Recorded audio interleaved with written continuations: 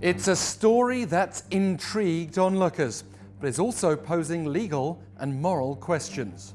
I'm referring to the two North Koreans who were deported by South Korea last week after confessing to killing 16 fellow North Koreans on their fishing boat before arriving in the South. But there's more to it than that. South Korea normally welcomes North Koreans willingly seeking to defect. Over 30,000 have been accepted by the South. Yet the case of these two men in their 20s who were sent back to the North last Thursday was the first deportation of its kind from South Korea. According to Seoul, they were deported 5 days after being captured to the east of the peninsula. They confessed to killing the captain of their fishing boat with a third person in late October due to abuse, before killing the rest of their crew. Apparently, they tried to return to the North, but that third person was captured, leading the other two to flee south. It then took a couple of days for the South Korean Navy to capture them.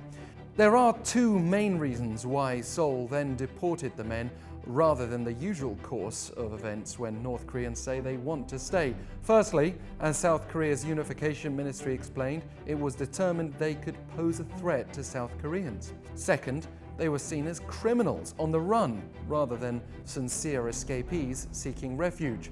Critics have been quick to point out various problems. They claim South Korea has accepted and punished North Korean criminals within the South in the past. Officially, Seoul regards North Korea as its own territory, and the Supreme Court previously ruled North Koreans should be considered South Korean citizens.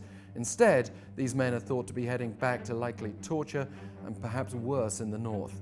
Another criticism is how fast Seoul reached its decision, announcing the deportation only after the event. The confessions themselves have come into question, like how did just 3 people kill 16 others on a 17-ton small wooden vessel only about 15 meters long, armed with just an axe and 2 hammers, which were thrown overboard along with the bodies? You'd think they would have to be trained killers, and apparently aside from the confessions, there were only traces of evidence. It's as if the rush was down to Seoul trying to avoid a diplomatic problem with Pyongyang when things are already tense. It seems impossible to reverse what's happened for now, but at the very least, Seoul is under global pressure to be more transparent and to lay out clearly its policy for any similar cases in the future.